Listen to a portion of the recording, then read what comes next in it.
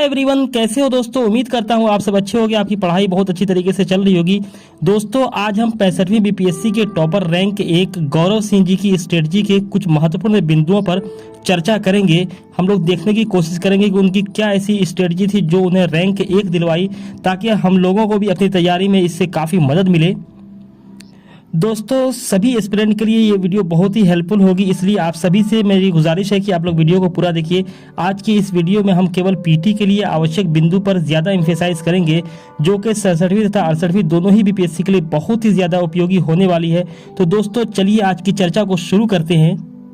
तो दोस्तों आज के चर्चा का जो हमारा पहला बिंदु है वो ये है कि शॉर्टकट को नहीं अपनाना है। जी हाँ दोस्तों, आप लोगों को ये ध्यान रखना है कि शॉर्टकट के चक्कर में हम लोगों को बिल्कुल भी नहीं पढ़ना है। दोस्तों जो बेसिक बुक्स होते हैं एनसीईआरटीज और जो स्टैंडर्ड बुक्स होते हैं स्पेक्ट्रम और लक्ष्मीकांत जैसी बुक्स, जब उसको पढ़ करके हम लोग आगे बढ़ते हैं तो दोस्तों एग्जाम में बहुत सारे सवाल ऐसे होते हैं जो पहली बार हमें वहां देखने को मिलते हैं, लेकिन जब हम बेसिक बुक्स पढ़े हुए होते हैं तो उस सवाल को भी हम लोग 50-50 एलिमिनेट करके किसी भी तरीके से उस सवाल को बनाने की स्थिति में हम लोग होते हैं। और अगर हम लोग सिर्फ कोई छोटा मोटा नोट्स पढ़ के पीडीएफ पढ़ करके जाते हैं तो जो सवाल हम लोग पीडीएफ या नोट्स में पढ़ के जाते हैं उसे तो हम लोग बना लेते हैं, लेकिन जो सवाल वहां पहली बार हमें देखने को मिलता है तो उसको हम लोग बिल्कुल भी नहीं बना पाते। इसलिए दोस्तों इनका ये भी कहना है कि आप लोगों को शॉर्टकट के चक्कर में बिल्कुल भी नहीं पढ़ना है और हमेशा बेसिक बुक्स को पढ़ना है, उसी को अपना मेन सोर्स ऑफ स्टडी रखना है।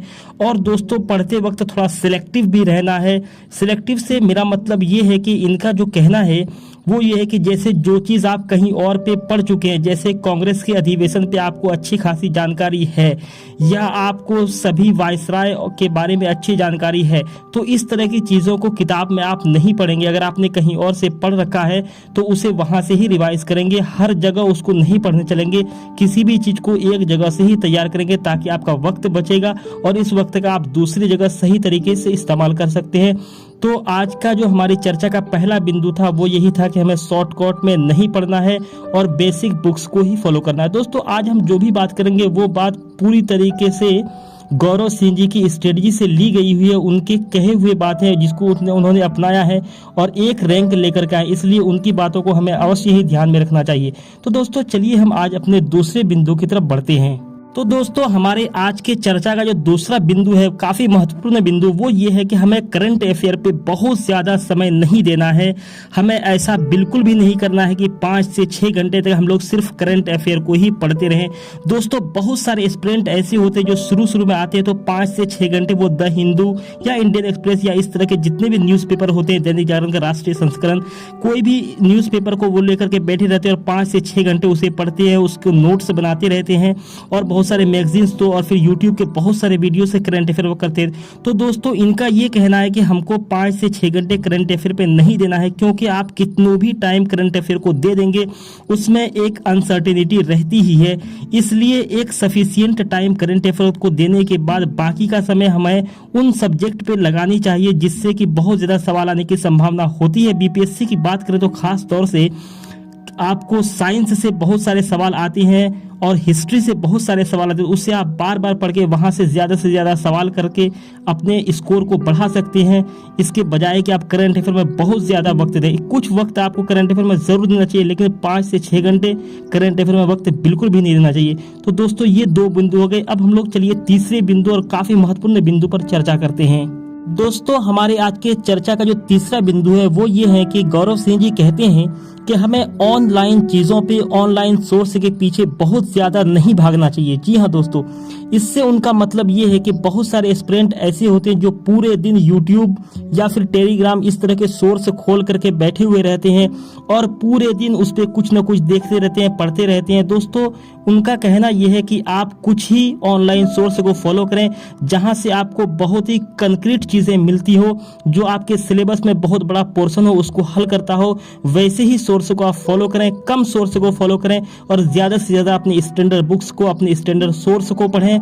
दोस्तों उनका कहना है कि बहुत ज़्यादा टेलीग्राम चैनल पे या फिर आपको यूट्यूब के बहुत सारे चैनल के पीछे नहीं पढ़ना है, बहुत सारे जगह से बहुत सारी क्लासें नहीं करनी है। आपको बहुत कम ऑनलाइन सोर्स का इस्तेमाल करना है, जितनी की आपको ज़रूरत हो उसका ही इस्तेमाल करना है। बाकी की चीज़ें आपको खुद से पढ़नी है, अपने नोट्स बना के पढ़नी है, अपनी किताबों को पढ़नी है।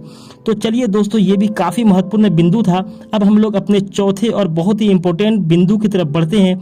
और दोस्तों हमारा जो चौथा बिंदु है वो है रिवीजन। जी हाँ दोस्तों, 65वीं बीपीएससी के टॉपर गौरव सिंह जी का ये कहना है कि बीपीएससी हो या फिर यूपीएससी, क्योंकि वो यूपीएससी की तैयारी भी साइमल्टेनियसली करते आ रहे थे, तो दोस्तों उनका ये कहना है कि रिवीजन एक ऐसी चीज है जिसका कोई तोड़ नहीं, कोई जोड़ नहीं है बीपीएससी की तैयारी में भी। खास तौर से दोस्तों रिवीजन ही एक ऐसी चीज है जो आपके सफर में सबसे ज्यादा आपको फायदा पहुंचाती है।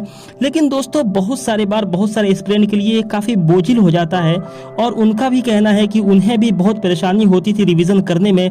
हमेशा हम ये चाहते हैं कि हम नए नए सोर्सेस को, नए नए किताबों को एक्सप्लोर करें, लेकिन दोस्तों उनका ये कहना है कि अगर आप इस परीक्षा में सफल होना चाहते हैं तो आपको रिवीजन करना ही पड़ेगा। अपने मेन सोर्स को बार बार कई बार पढ़ना ही पड़ेगा। जैसे दोस्तों हम लोग शुरू से ही ये चीज सुनते आते हैं कि 10 किताबें पढ़ने के बजाय हमें एक किताब को 10 बार पढ़ना चाहिए। इस चीज पे उनका भी अच्छा खासा जोर है, इसलिए हमें उनकी बात पे भी मानते हुए, और हम लोग पहले से भी ये चीज जानते हैं कि रिवीजन का कितना महत्व होता है किसी भी एग्जाम के लिए, और इस एग्जाम के लिए भी रिवीजन का उसी तरीके से बहुत अधिक महत्व है। तो हमें रिवीजन पे बहुत ज्यादा फोकस करना चाहिए, न कि मार्केट में कोई भी किताब आए तो उसकी सिर्फ हम लोगों को कवर को देख करके उसे नहीं ले आना है, बल्कि अपने पास जो किताबें हैं, जो सोर्सेस हैं, उसी को बार बार रिवीजन करना है। दोस्तों इसी से कामयाबी मिलती है। तो चलिए हम लोग अपने आखिरी बिंदु की तरफ बढ़ते हैं, जो कि हमारा बिंदु है दोस्तों 5वें बिंदु में हम लोगों ने जो बात को ली है उसमें टॉपर गौरव सिंह जी कहना चाहते हैं कि don't believe any topper blindly. जी हाँ दोस्तों, उनका ये कहना है कि आप टॉपर की बातों को बहुत ध्यान से सुनें, लेकिन उनकी हूबहू कॉपी करने की कोशिश बिल्कुल भी न करें, क्योंकि उनकी अपनी कुछ स्ट्रेंथ थी और उनकी कुछ वीकनेस थी। आपकी कुछ स्ट्रेंथ हैं, कुछ वीकनेसेस हैं, तो आप अपने वीकनेसेस पे काम करें। जो चीज़ आपका स्ट्रॉन्ग है उसे स्ट्रॉन्ग रखें, उसके लिए बहुत ज़्यादा सोर्सेज के पीछे न पड़ें। इसलिए टॉपर से वही बात लें जिसकी आपको ज़रूरत है, क्योंकि उनका ये भी कहना है कि उन्हें बहुत लोगों ने कहा था कि आप यूपीएससी के लिए एसेस की प्रैक्टिस मत करें, एग्जाम में सीधे लिखें, लेकिन जब वो ऐसा किए तो उन्हें काफ़ी उसका हर्जाना भुगतना पड़ा। इसलिए दोस्तों हमें बिल्कुल भी किसी भी टॉपर को ब्लाइंडली नहीं मानना चाहिए, उनकी बातों को देखना चाहिए और उनमें से जो चीज़ें हमें लगे कि मुझे इसकी जरूरत है या मेरे लिए फायदेमंद हो सकती है तो हमें वो माननी चाहिए। जैसे दोस्तों कोई एक टॉपर है जिसने तमिलनाडु की एनसीईआरटी बुक्स पढ़ी है, तो वो जाहिर सी बात है तमिलनाडु की एनसीईआरटी बुक की बात करेगा, और आपने एनसीईआरटी या फिर स्पेक्ट्रम अच्छे तरीके से पढ़ लिया है और आपके क्वेश्चन भी टेस्ट सीरीज में या फिर एग्जाम में सही हो रहे हैं, तो आपको बिल्कुल भी नए सोर्स पे नहीं जाना चाहिए, आपको अपने पुराने सोर्स के साथ ही स्टिक रहना चाहिए।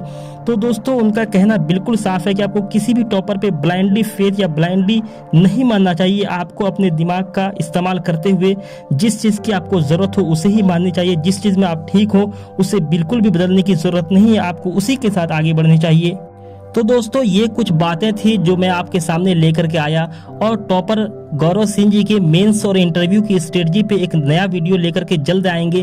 तब तक के लिए आप हमारे साथ बने रहें। Thank you so much, bye.